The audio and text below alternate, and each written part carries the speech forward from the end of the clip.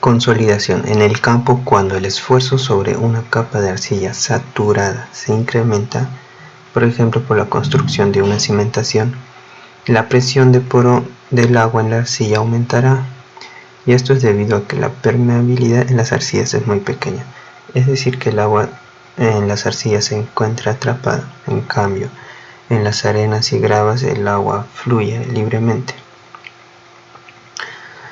Se requerirá de un determinado tiempo para que se disipe el exceso de presión del poro del agua y que este aumento en el esfuerzo, o sea, en el esfuerzo de la presión del agua de poro, se transfiera al armazón sólido.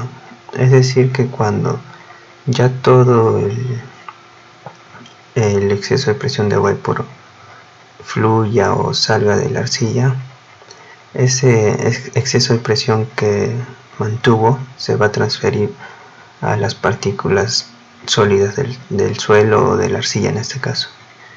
Y cuando hablamos de esfuerzo en las partículas sólidas en una arcilla saturada, estamos hablando de esfuerzo efectivo, o sea que incrementará el esfuerzo efectivo. Luego nos dice que de acuerdo a la figura 1.14, si delta de sigma es una sobrecarga en la superficie del terreno sobre un área muy grande, el incremento en el esfuerzo total a cualquier profundidad de la capa de arcilla será igual a esa sobrecarga. Y no solo en la capa de arcilla, sino en todos los estratos. Y eso está aquí, ¿no?, en este gráfico. Aquí está la sobrecarga y la capa de arcilla. Nos dice que este esfuerzo total, que inicialmente era así, sin sobrecarga, aumentará en toda su profundidad debido a esa sobrecarga, y ese incremento será igual en toda la profundidad, es decir que es constante con la profundidad. Ahora, recordar que este esfuerzo o esta sobrecarga se está aplicando en una área muy grande. En caso fuera una cimentación, o sea, en área pequeña, no sería constante a través de la profundidad, sino sería de esta forma. Y eso se ve en temas posteriores. También recordar que el esfuerzo total en el tiempo cero y en el tiempo infinito siempre va a ser igual. No se modifica. En este caso, cuando está con sobrecarga, va a ser igual nunca. Pero esto no ocurre en la presión de agua de poro ni en el esfuerzo efectivo. Y eso se verá a continuación.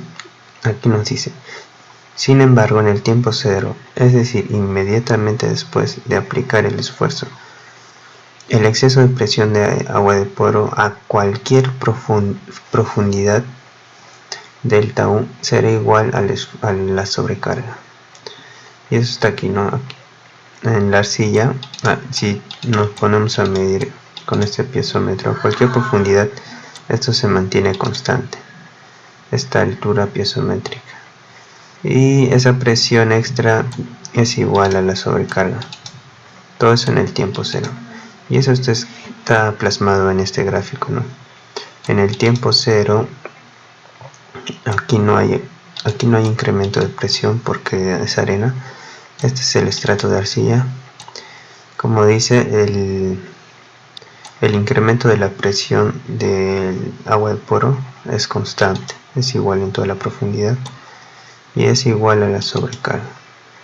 Pero en el tiempo infinito, cuando el agua de poro ya se ha disipado en las arenas, vendría a ser cero el valor.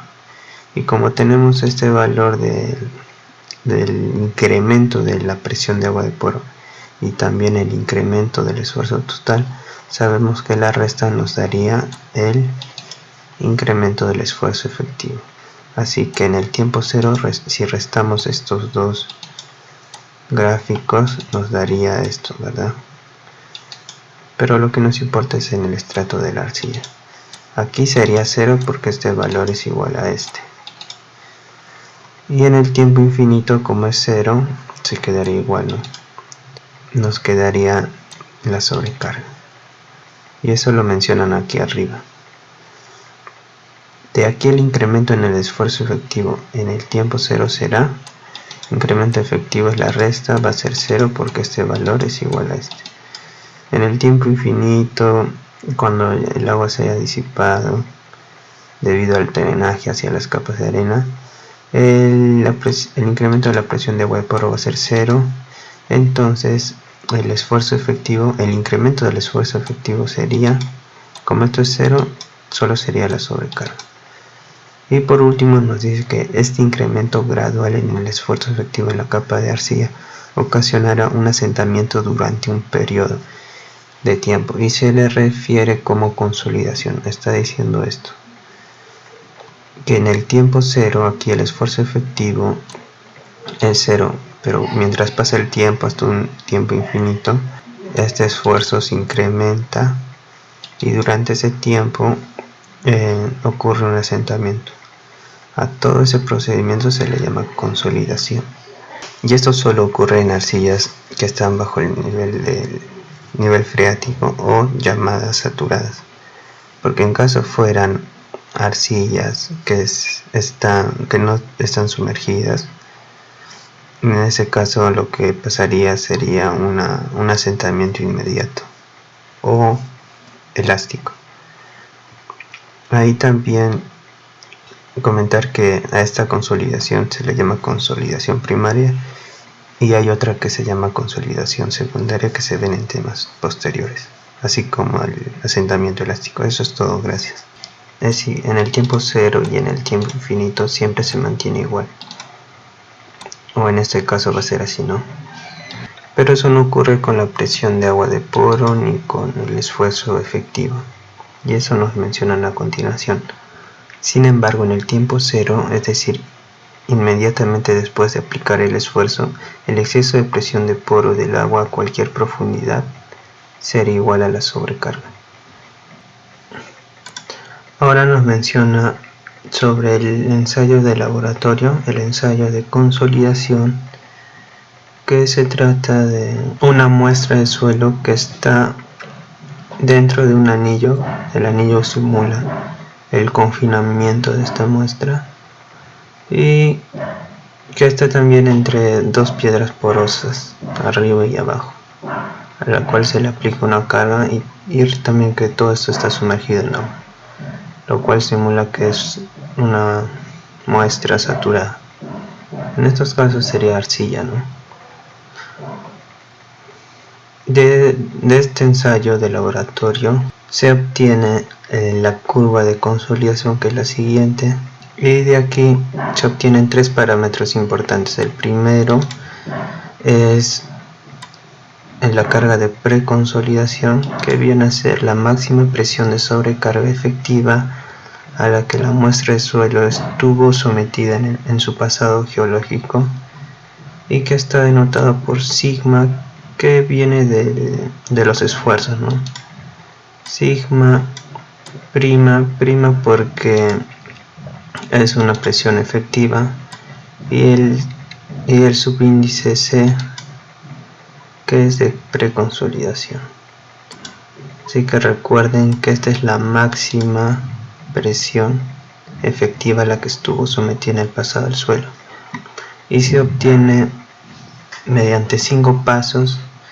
El primero es ubicar el punto O, este punto, que es la parte más pronunciada de esta curva, es decir, la de menor radio de curvatura. Recuerden que el radio de curvatura por ejemplo, de esta recta, de las rectas, es infinito. Entonces no estaría por aquí ni por aquí, porque este tramo también es casi recto. Entonces estaría en esta parte curva, ¿no? Más o menos en el centro, en la parte más pronunciada. Sería aquí. El segundo paso sería trazar una horizontal, que sería la recta OA. El tercer paso, una tangente al punto O. En este caso sería OB. El cuarto paso sería una bisectriz entre estas dos rectas. Y el último paso, que es el quinto, sería prolongar este tramo recto hasta intersecar la bisectriz en el punto D, en donde obtenemos la presión de preconsolidación, que sería la abscisa del punto D. Entonces la presión de preconsolidación estaría aquí. También nos dice que los depósitos naturales de suelo pueden estar normalmente consolidados o preconsolidados. ¿Qué los diferencia? A continuación lo mencionaré. Si la presión efectiva actual de sobrecarga sigma prima, que es igual a sigma prima sub 0, que es la actual, ceros lo ponen porque es la actual, ¿no? Que para este caso, por ejemplo, sería sin esta sobrecarga. Si tendríamos este suelo y se mediría la presión efectiva en este punto, esa sería la presión efectiva actual. Ya nos dice que si esa presión efectiva actual es igual a la carga de preconsolidación, o sea, a la que hallamos en el laboratorio, en lo que se explicó, si es igual a este esfuerzo máximo, entonces se trata de un suelo que está normalmente consolidado. Sin embargo, si esa misma presión actual es menor a este valor, porque no puede ser mayor ya que este valor es la máxima, si es menor, entonces se trata de una arcilla preconsolidado o de un suelo preconsolidado. Ahora continuamos con el siguiente parámetro, que vendría a ser el coeficiente de consolidación. Y el tercero es el coeficiente de expansión. Son iguales, son casi iguales, porque se hallan mediante la pendiente de los tramos rectos, tanto del tramo recto de consolidación y de expansión. El índice de compresión, como dijimos, viene a ser la pendiente de esa recta que nos da esta fórmula. También nos dice que la curva log del esfuerzo efectivo en el laboratorio será algo diferente de lo encontrado en el campo. En el laboratorio tenemos esta forma, ¿no? Pero en el campo es diferente. ¿Por qué? Porque el suelo se remoldea durante la exploración en el campo. Nos dice que la variación de la curva en el campo para una arcilla normalmente consolidada se muestra en esta figura. En una arcilla normalmente consolidada, cuando se saca la muestra, esta sufre cierta expansión y luego en laboratorio se vuelve a comprimir. Entonces esto simula como si sería una preconsolidación con el máximo que sería esto, ¿no? Así que en laboratorio nos daría esta curva, que al inicio sería así, un tramo curvo casi recto, hasta llegar al punto máximo que es la presión actual o la presión de preconsolidación. A partir de ese punto se comienza un tramo recto. Y esa teoría o esa información se encuentra en el libro de Brajadas, que es la siguiente. En este libro, que se llama Fundamentos de Ingeniería Geotécnica, en la parte de consolidación, ahí está explicado. Ahora, la curva virgen de compresión se encontraría de la siguiente manera. Nos dice que la curva se refiere a la curva real que se debería obtener en campo. Es la curva virgen de compresión. Interseca aproximadamente la curva de laboratorio a una relación de vacíos de 0.42 E sub 0. E sub 0 es la relación de vacíos actual del campo. Nos dicen entonces que esta curva de laboratorio interseca con la curva virgen en este punto, en el 0.42 E sub 0. Y ahora, como ya tenemos este punto, nos faltaría otro punto, y el otro punto se halla con lo mismo del esfuerzo efectivo actual en el campo y con el E sub 0, que es la relación de vacíos actual en el campo de esa muestra, ¿no? Se tiene estos dos puntos y se traza y se encuentra la recta, que es la curva virgen de compresión. Eso es todo sobre esto. Entonces pasamos a índice de compresión. Índice de expansión, como dijimos antes, es la pendiente de la parte de descarga de la curva, o sea, es la pendiente de este tramo. y se obtiene esta ecuación. También nos mencionan que es de 1/4 a 1/5 el índice de compresión, o sea, es 1/4 o 1/5 de esta pendiente. Y lo principal viene aquí, que su determinación es importante para la estimación de asentamientos en arcillas sobreconsolidadas, o lo que se mencionó aquí, arcillas preconsolidadas. Es lo mismo. En campo, dependiendo del incremento de la presión, una arcilla sobreconsolidada seguirá una trayectoria ABC.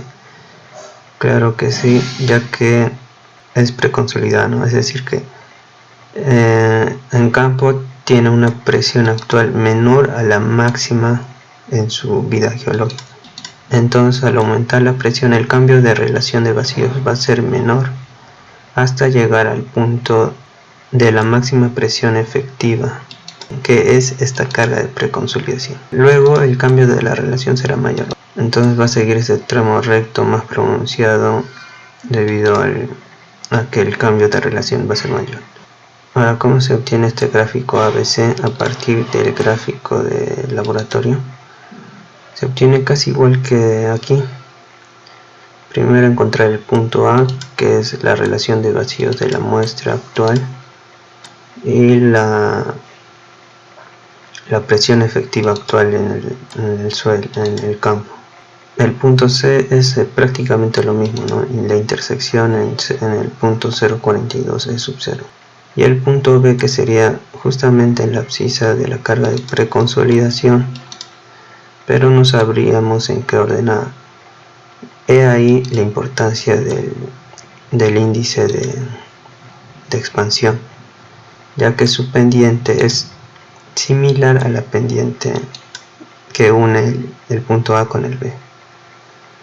Así que con este punto luego trazamos una paralela a DC hasta intersecar con la abscisa de la carga de preconsolidación. Encontramos B y B unimos con C, y así se encuentra en la curva virgen de compresión en un suelo sobreconsolidado.